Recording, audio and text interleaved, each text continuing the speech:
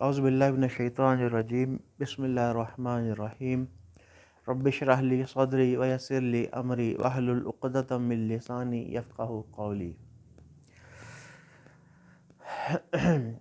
سورہ احزاب کی چند آیتیں پڑھی تھی، اس کا درس درمیان میں رہ گیا، دوستوں کے سوال آنے شروع ہو گئے، تو آج ایک بڑا اہم سوال آیا، میں نے سوچا اس کا جواب دینا بھی لازمی ہے، بہت اہم ہے۔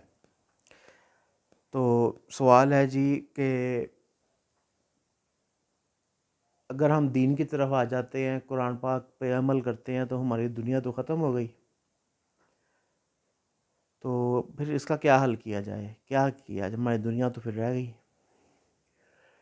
تو ہمیں دین سے ایک فاصلے پہ رہ کے عمل کرنا چاہیے۔ لوگ پوچھتے ہیں، لوگ ایسا سوال کرتے ہیں، تو نماز پڑھ لو، بس روزہ رکھ لو۔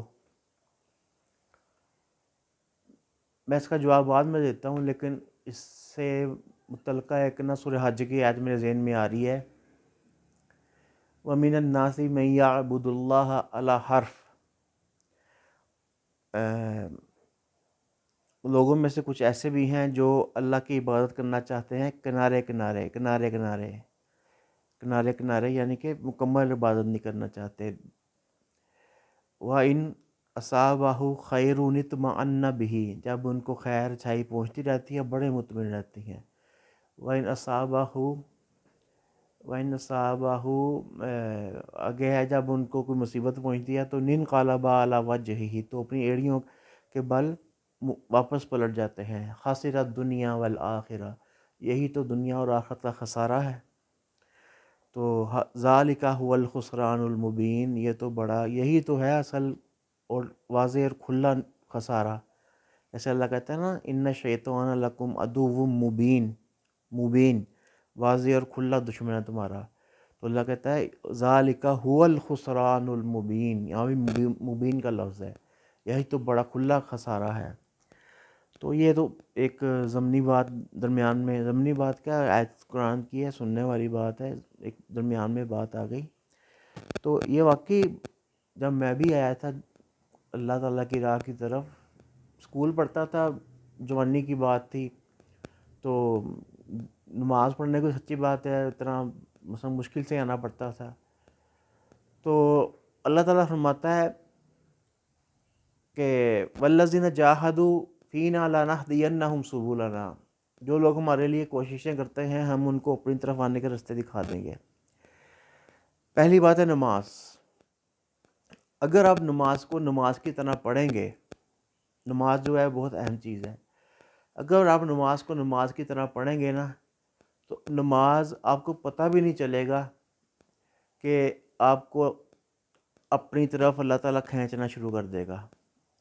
آپ کو یہ خیالات آنے ختم ہو جائیں گے، میری دنیا ختم ہو گئی، میری دنیا کا کیا بنے گا۔ آپ کی دنیا آٹومیٹک وہ بھی بننی شروع ہو جائے گی، آخرت بھی بننی شروع ہو جائے گی۔ آپ کی جو دنیاوی خواہشات ہیں نا، اس سے آپ کو زیادہ مزہ آنا شروع ہو جائے گا اللہ تعالیٰ کو راضی کرنے میں، اللہ تعالیٰ کی عبادت کرنے میں، اللہ تعالیٰ کو۔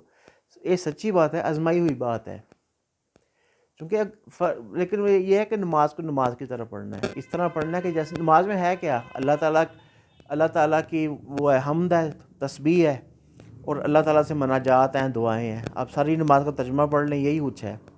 تو اگر آپ نماز کا ترجمہ پڑھ لیں، دیکھیں میں اللہ سے کیا بات کر رہا ہوں یا کر رہی ہوں نماز کا میں، تو آپ دیکھیں گے میں یہ سوچ کر اور شعور کے ساتھ نماز پڑھیں گے تو اللہ تعالیٰ آپ کو اپنی طرف بلانا شروع کر۔ اللہ قرآن پاک میں اللہ تعالیٰ کہتا ہے ان الصلاۃ تنہا عن الفحشاء والمنکر، نماز جو ہے نا برائی اور بے حیائی سے روکتی ہے، چونکہ برائی اور بے حیائی سے نماز اسی طرح روکے گی اگر آپ نماز کو نماز کی طرح پڑھیں گے۔ جیسے دوائی جب آپ کسی ڈاکٹر سے لے کے کھاتے ہیں، اس کے ساتھ کچھ پرہیز ہوتے ہیں، ٹھیک ہے، تو اگر آپ دوائی کے ساتھ وہ پرہیز نہیں کریں گے، دوائی آپ کو فائدہ نہیں دے گی۔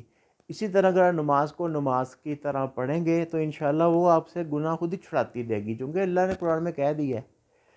تو آپ کو دنیا سے زیادہ آخرت میں خود ہی مزہ۔ ایک اور بات، یہ جو نا میری دنیا ختم ہو جائے گی، کیا ہو جائے گا، اس کے بارے میں اللہ تعالیٰ کہتا ہے، دو جگہ قرآن میں ہیں، میرے ڈاکٹر اسرار صاحب